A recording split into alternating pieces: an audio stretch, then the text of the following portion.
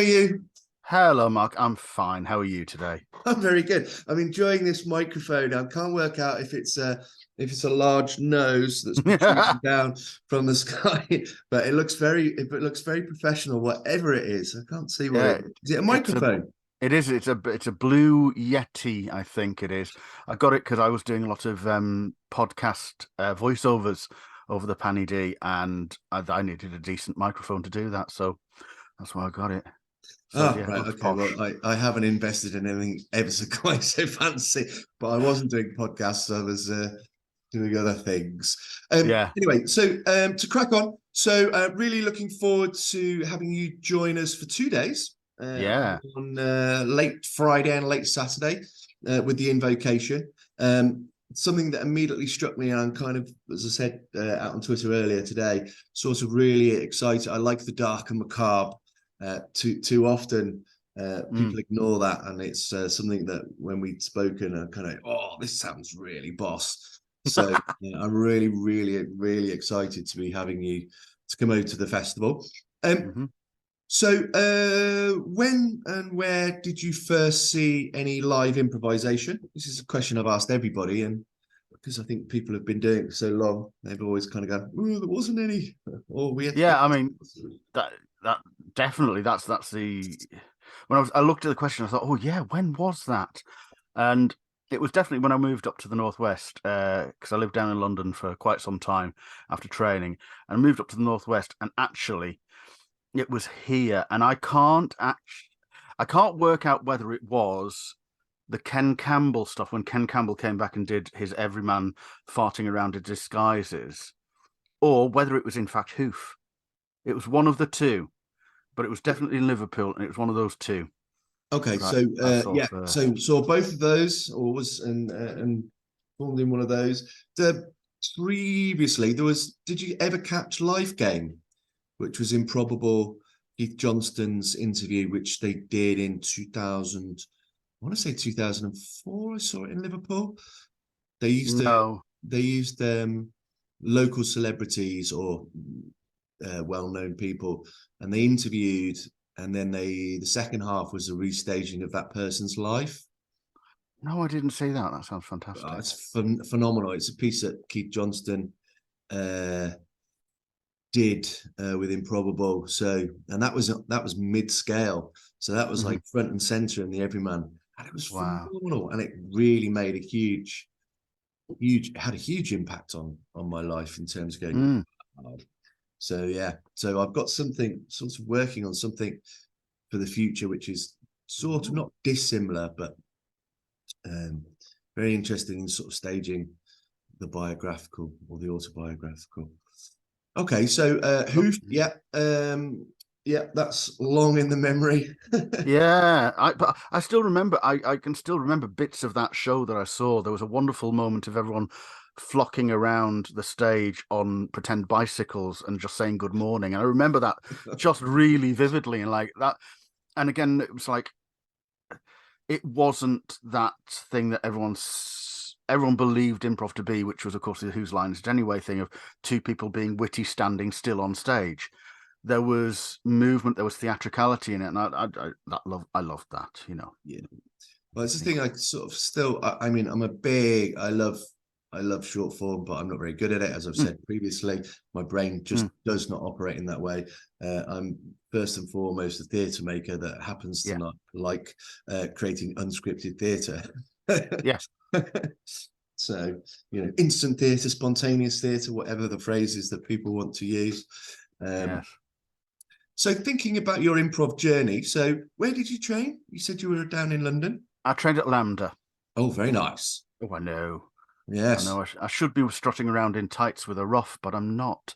Um, That's just for the weekends. yes, thank you. Yeah, I trained there. We did do a little bit of improv in there, and it wasn't. When I look back on it, I think it was actually quite good improv training, but it was fairly not frowned upon, but it was seen as it was it was the class, a little bit like bringing your board games to school class. It was like go in there, do this, fart around for a bit, and it will have no impact on you as an actor, which of course is, in my opinion, completely wrong. That good improvisers are good actors because they are doing the essence of what acting is, which is standing there and listening to the other person on stage. But I'm not going to pull it down, but I think it was actually quite good, I think, yeah. But nobody took any notice of it because it was, oh, we're just going to fart around for a bit. Yeah, my tutor at university described improvisation as pure acting. So Yeah. as far as he was concerned, it was the basis from everything from, way back when. The ability to listen and respond both physically and verbally, and judge the temperature, and all of those things are key skills that any actor working with a pre-existing text or whatever has to have in their arsenal. Yeah, definitely. When you repackage it and call it Meisner technique, people suddenly think it's wonderful. Yeah. And I'm not pulling down Meisner technique there. I'm just saying that, the marketing of it, if it's wrapped up like that. I mean, I only recently used to teach at Alra North, Rose Bruford. And when I was brought in, I was actually told, oh, we want you to come and bring your improv to them, but we can't call it that. Can we call it spontaneity? And I'm like, you can call it a dock egg if you want, but it'll be the same thing. Whatever you want to call it, that's what we'll be doing. And yeah, the journey of taking young actors from hating the idea of being on stage with supposedly nothing in their heads, to being there in the moment and realizing that anything will come and everything will come is fantastic. I love it. I think if you've trained and you've submersed yourself in scripts and plays and story, you can draw upon lots of different things. I think actors actually have the ability, really do have the ability to do much more than I think they give themselves credit for. It was quite revelatory to me, in terms of kind of going, oh, okay, I feel very, very creative as an actor here, in an improvised situation, be it whatever, So now I found, which is why I continue to kind of enjoy that stuff. And I do more and more creating formats and directing and coaching people or that sort of stuff. I do don the tights every so often, but very infrequently. Yeah. as my poor old knees and back and stuff aren't able to do what I once did. Yes, yeah. So it's a time and a place, but I get told off. I do get told off when I'm improvising by my younger improviser friends, who will say, "Why have you gone down on your knees again, you 50-year-old man?" And I'm like, "Because it's funny," and that's what my character needed to do. Yeah. And I can do it in character, but by God, when I have to get up, there's a lot of groaning. Yeah. I in the last Tiswas that we did, I popped my knee out, and everyone thought I was messing around. And, oh no, and I wasn't, until it was very painful, and I played that moment of, but made something of it. But until my knee popped in, I was like, not sure how this is going to go for the rest of the evening, but it did, and then I just kind of cracked on. But yeah, there's a certain point where my body's does not allow me to do certain stuff. Okay, so you've done loads and loads and loads of different things, loads and loads of different stuff. Thinking back, was there a moment, or is there something like you mentioned about the bicycles? Was there something potentially another moment of maybe improv magic that you've that stuck with you? I mean, I'm sure you've got loads, but something that's in your head that's etched there. One comes from one of the improvathons we did with Impropriety. There was because improvathons, if anyone listening to it don't know, are massively long improvisations, and the idea, the part of the idea behind it from Ken Campbell was that you get so tired that you stop relying on your analytical brain, you go to your reactive brain, which makes you a better improviser. Don't know how I feel about that nowadays, but there was one in one of these, and it was two improvisers, Helen Foster and Tall Paul, who were doing a series of scenes where Helen was trying to get an insurance insurance policy over her husband who she was planning to kill. And Paul was the insurance agent. And it just kept coming back and back and back and back. And every time they were about to sign, he came up with another stupid clause. Obviously, he can't be trampled to death by buffalo, that kind of stuff. And it was a lovely sort of gamey scene that went throughout this episode of the Improvathon. And at the end of it, I think it was Rosie who was directing it at that time, who was Rosie Wilkinson. She said, right, we're going to visit that scene again. You're going to go through every clause that you can remember, and you have to go through them all before you can sign it, and you must sign the document before the end of the scene. So they went on, they were so tired, and they went through all the clauses and, got a cheer for everyone that they remembered, and people came on to try to remind them, all that. They got through it, they realized they got through all the clauses, and then he went, sign. And Helen, totally tired, knackered, went, truthfully, I haven't got a pen. She hadn't brought a pen on stage. And they both sort of stood there for a moment like, we can't finish this scene because we can't do it. And Paul reached into his lapel and brought out nothing in the shape of a pen. And she got, oh, thank God, yes, a mimed pen. I can use one of those. And we finished the scene. And the biggest cheer from oh, yes, we can use a mimed pen. Was brilliant. That's one of them. I loved that moment. I teach that a lot, that moment of like just being completely lost in the scene and then suddenly realizing the real reality of your scene is the best hook for it. I love that moment. I love as an audience member watching and just going, where's this going? Where's this going? And just seeing it gradually bloom. And you go, I'm in the presence here of something that I will never see again. Mm-hmm. It feels very, very special. I've seen, moments like that in theatre, but that's been manufactured to do that. This is happening in the moment, in that space, and will never be seen again. Actually, in the last casino show we had, the Casino Improv, I was in a scene with Jacob, who's a brilliant young improviser. And it was all about, we were talking about raspberries, and as in the making the sound. Yeah. And he came on and he said, oh yeah, I something about I'm going to blow a raspberry. And he did this, which is not a raspberry. And and I looked at him and he looked at me like, oh, sugar. I have just done something that Ian is going to call out on stage. I'm like, what was that, mate? And the audience went, and it was that moment of us and the audience going, that wasn't a raspberry.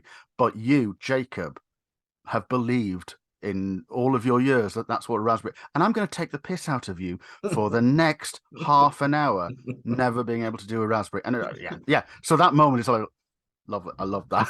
Yeah.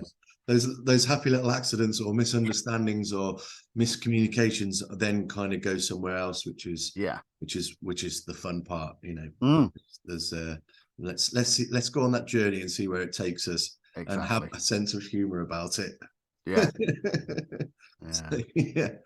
Lovely. Okay. So just thinking about you. So you've been doing improv for a lot of years. So what do you think if you were to sort of frame yourself in that manner, what do you bring to the improv community? Oh, it's a hard. It is a hard question. It really is. Because you're asking me to say something nice about myself to start off with, which is always very hard, isn't it? It's taken a long time to get to the kind of improv that I like doing. I suppose that's not to say anything that I've ever done previously I didn't like, but now I really enjoy like a small group of friends on stage really knowing each other. And I think that's what I'm quite good at, putting together groups of people who will work together well. I think that's one of the things I love doing. And also as the other side of it is because you were talking about you love making up forms. as a board gamer and gamer, I love the intricacy of rules. And some improvisers hate that. Literally, like, stop bringing dice to this. But I'm like, no, let's let's make this a thing. Let's make this into a game. So yeah, the gamification of improv is something I love. And you might see a bit of that in Invocation. Well, I've managed to sneak some through into it. with that, there's with sort of the thinking around with games and board games and stuff. There's something very it's not necessarily religious, but it's certainly something very what's the phrasing? Oh, brain's gone to sleep. Reboot. There's something very ceremonial about that. Yes. And so that is very, I was thinking about the name, The Invocation, because Todd and John, who came over and worked with us and helped us sort of to develop Hoof, talked about Dal Close and doing sort of ceremonies at the beginnings of sessions and things like that. And it kind of becoming quite, whoa, So there's certainly something where I quite admire that sort of kind of going, actually, no, this is actually really special, and we treat it in that way, and see where that takes us, because can't be all, sometimes it's lovely to just go free form, but actually taking it, I admire what the phrase I use is serious play. Yes. So yeah, and that's the thing we're doing with that in the Invocation, is like we're dressing it up in ritual in that way, and it really formalizes the start of it, which then allows the rest of it to go into, as you say, ultimate free form and wildness. But if that's that beginning, we invite the audience into this. Again, I'm not worried about using the word ritual, but it's a little bit of a ritual of invocation. We're invoking the play that we're going to make. So yeah. So, and it also acts as an anchor from which the audience can then hang on to, so we know where we're going, or where we started and where we go to, and then no, lovely. Oh, I'm looking forward to it. I did see your tweets where you'd made a load of lovely candles and stuff. I did mean to tweet you back and go, I've got loads of those if you want some. Oh right, yes, we'll have any candles that we've got hundreds of them at work. We bought them for loads of different reasons. We got them in all sorts of containers and all sorts. So I will just need loads of batteries. That's all. That's fine. Yeah, tell me what batteries I have to buy. We will festoon the place. I think that's quite fun. Yeah, no, I already went in and I went, right, all they're coming with me, and they're now sitting in crates waiting for you. So nice. Okay, so in terms of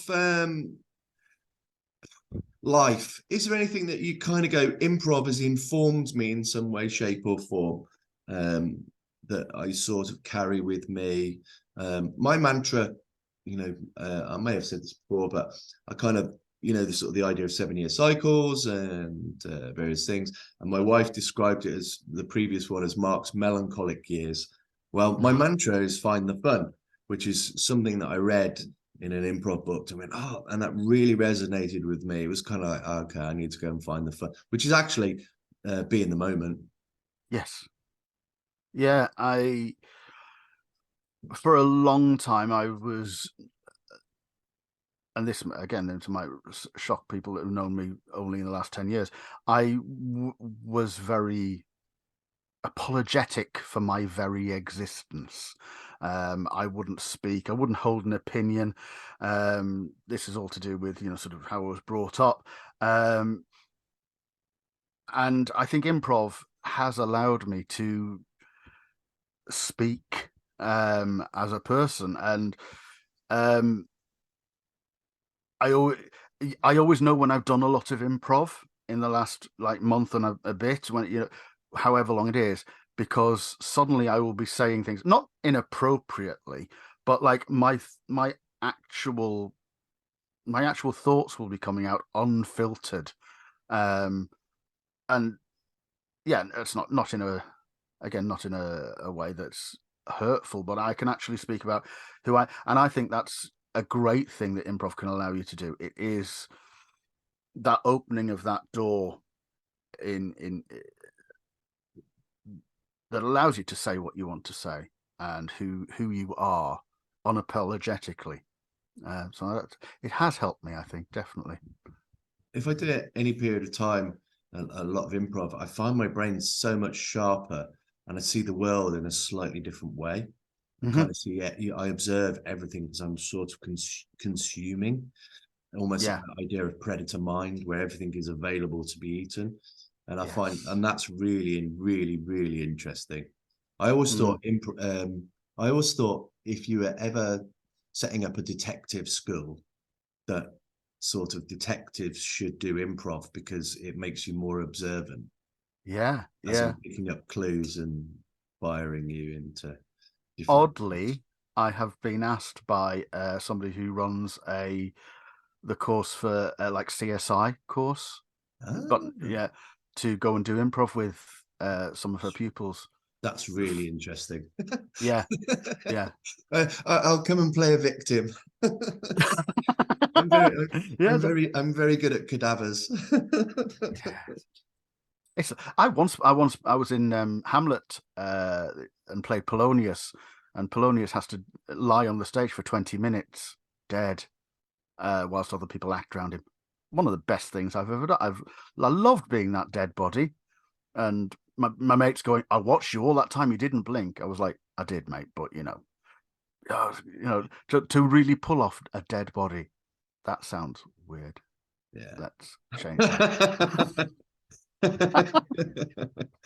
And there we go. There's So okay, so tell me a bit about the invocation and what an audience might expect if they've not seen that kind of work before. Well, if you've only ever seen, short form, Whose Line Is It Anyway? Obviously, this is an improvised play uh, in its essence. We have taken our cue because horror, so it's improvised horror, but that horror is a huge church. So we have honed down our our focus to the likes of like Hammer horror or 80s horror TV movies and tropes like that, the Twilight Zone, that kind of stuff. So essentially, what I hope people will see is an hour-long story about a protagonist in which something goes wrong in a horrific way, or a number of things go wrong in a horrific way, and will build to a brilliant, satisfactory conclusion where the audience goes, "Oh my goodness, that you must have planned that bit," and obviously we won't be planning anything. What they might just see is a lot of very silly horror scenes that might just hang together. I love the fact that kind of you were saying about that you utilize like stings and FX and that sort of stuff, and a lot of the sort of I've played around with using live Foley and voice and things like that, but I've never ever. And I was thinking about this the other day. I was kind of going, "Oh, you could just do so much with just a set of stings." If I Yeah, set up my computer with hotkeys and just going, right, squeaky door one, squeaky floorboards, you could just do a that is non-verbal. In fact, maybe that's what I'll do. It's based on stings and it's completely non-verbal improvisation based on love it. Yeah, what is based on. Maybe that's a project for another year. let's have a look at that. Yeah, no, I mean that's kind of what we did when I was so the development of the invocation, it actually came from one of our improvisers degree work. His degree question was about doing a live improvised radio play and how the Foley would interact with that. And so we created the invocation to explore that with him. And then we kept the format and we kind of lost the Foley. We kind of lost that underscoring. And so bringing it back in this way, and it's exactly as you say, we have a deck of cues that we can trigger. Anybody can trigger them who's on stage. That's why the candles are there, because that's covering up the computer. But they can sort of inform the scene work that's going on. And improvisers being improvisers, they don't really like a lot of tech, I've found. So, you know, oh my goodness, you're going to put stage tech in there? Oh, well, suddenly it's not going to be improv. When we reintroduced this, I was like, no, this is a third or fourth improviser on stage with you. We're just at the side prompting. And the rehearsals we've done with it so far are great, because what it kind of does is somebody's doing something and somebody will set off a low sort of hum underneath the scene. And all it's telling the improviser on stage is like, yeah, that's spooky. Go with that. Make that spookier. Make that weirder. And we can do all the other things. Of course, we've got a thunderstorm that way we can trigger thunder crashes in a moment's notice. Of course, you know, and creaking doors and opening up cellar doors. That's there. But I think the most important thing is actually that underscoring and going, yes, go there, go there. And scene changes work beautifully with it as well, because you just press a button, there's none of this sweeping across thing. That's our sweep. Yeah. So essentially, it adds to the palette and the tone of the work. Because you know, I will be going up to Edinburgh for a month and running improvising the lighting, and one of the things around that is you can kind of go, oh, okay, I'm another improviser. Yeah. I just happen to be working in different medium. That I can move the story on, or I can influence the story, or suggests things. It's certainly not directing from the outside, but it's kind of like, oh, okay, I'm watching, I'm part of this. Similarly with musicians, you know, they're kind of tuning in and making offers, which are back and forth, which I think is a brilliant idea. So I'm really interested to see how it works and how it operates and stuff. Okay. So what are your favorite improv books? What do you read? What's the thing that you kind of draw for inspiration from or renew? I mean, I'm a bit of a classic text improv for storytellers guy, really. It was one of those. It was lovely improviser Kerry Sutton bought me my copy of that when she was working with Ken Campbell and I'd failed to work with Ken Campbell. And I think as a text, it is kind of all there in that. And again, that even touches on like ritual, and is that one? I'm never sure if ritual is mask and ritual in that one, not impro. Yeah, and the like being in an altered state as an improviser. So I think that's got a great. It's still a great text to work from, I think. Yeah, and you know, if you look at both Viola Spolin and Keith Johnson, essentially they, you know, everything works from then. Yeah, everything else is remix from there. Yeah, remix. Yeah, I like that. Everything is a remix. Yeah, it's a mashup. It is. Okay, thanks. Well, that's really good. So next year, LIF 2024. Yeah, you have an unlimited budget. Who would you invite, be it a show that you really admire or you'd like to see, or workshop leader, teacher that you'd like to bring? I am a huge advocate for female-led improv. I love it. I love being on stage with female improvisers. They're often really generous in the way that sometimes male improvisers can tend not to be. I know that's tarring everyone with a huge horrible brush, but you know, just so the yes queens is what I'm saying here. Yeah.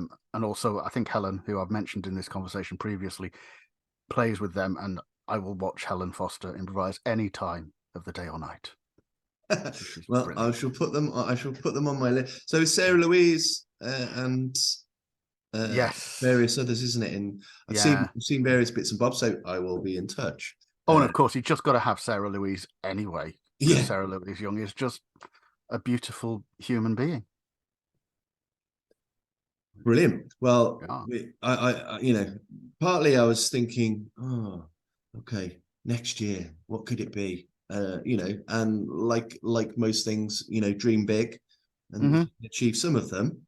Then it'll be lots of fun. Talking of dreams, okay, Yes. what is your dream for UK improv in the next decade? Where would you like Uh, to see it? Where would you like it to be? I'd like it. Again, I think where one of the ambitions we had when we first started doing improv in Liverpool was to see it in um norm in more recognized theatrical spaces. And that's, it is happening that's what we're doing with Liv. Um but I want to see more of that. And I would like to stop having to have the conversation with um venues and funding bodies that, oh well, can we be sure it's good because you're just making it up? It's an old bad argument, because I've seen plenty of stuff that's funded that's terrible. So, and that's written down, so they've had chance to think about that. So actually, that's where I want to see. I want to see it on main stages. I'd love to see, and it is happening. The big hitters, the showstoppers, the ostentatious, they are doing that, but that's few and far between. And I'd like to see it more grassroots within Yeah. our theatre community doing that. Well, hopefully, if everything goes well, I'll be able to kind of create a blueprint for regional small scale venues to kind of go, actually having improv in your venue, because you get a lot of work in a very short Mm-hmm. space of time, is actually in your benefit. That's Yeah, what that's what I hope to be able to prove. That's yeah, the theory. Um, I'd like to be able to prove that to folk and kind of go, actually, and I completely agree. I think, I love seeing improv in pubs. I like seeing it in yeah, unusual spaces, but an additional layer of theatricality, or just production value, actually having a yeah. full sound rig and lighting, and it be valued in that kind of way. Um, my ultimate dream, I don't know, was sort of, I'd like to have a bit like that's happening, across the country, not necessarily in the north, but is having a sort of full-time improv venue that would Mm-hmm. be, that we could host and teach from, and and add to the sort of performative element of the sort of region, really. Yeah. But that's why I play the national lottery every week. That's what I do. If Yeah. only I could. I've got the venue picked out. I know where it Oh, yeah. is. I've got the drawings and schematics in my head. It's just more of a case, I need the money to do it. I Well, do. I'll buy a ticket as well, and I'll let you know if I win. I, I do think funding bodies are sort of slightly more open to improvisation. I mean, once upon a time, the Arts Council said to me, "Oh no, we're paying for a staged rehearsal." I was like, Oh, okay, yeah. I okay, mean, I just had a meeting with Arts Council, and I did mention improv, and they kind of went, and they did we could call it spontaneity, though, couldn't we? Yes, we could. yes, yeah. It's sort of it's not necessarily a dirty word. I think it's how you frame it, Yeah. and I think those conversations are sort of been going on for the past 20 odd plus years, Mm, but and things are shifting and changing, and I yeah. think perceptions change and stuff. So, okay, We'll buddy. get there. We'll get there. I've got a bit of a cough Oh, all of a dear. sudden. All right. Well, that takes us just about up to time. Fantastic. So thank you once again, Ian, for Thank you very much, Mark. having this chat with us. I'll post this up as soon as I possibly can.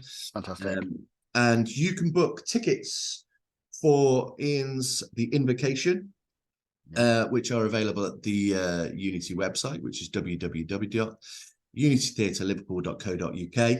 Go to the Liverpool Improvisation page, Scroll down, invocation is taking place at 9 o'clock on Friday and Saturday. So Friday, the 21st of April and Saturday, the 22nd of April. Tickets are £8 and £10, and you can book a day ticket in which allows you to 6 shows for £30. Or on Saturday, there is a workshop and shows ticket, which is £50, which allows you to choose 2 workshops plus 6 shows. So fantastic.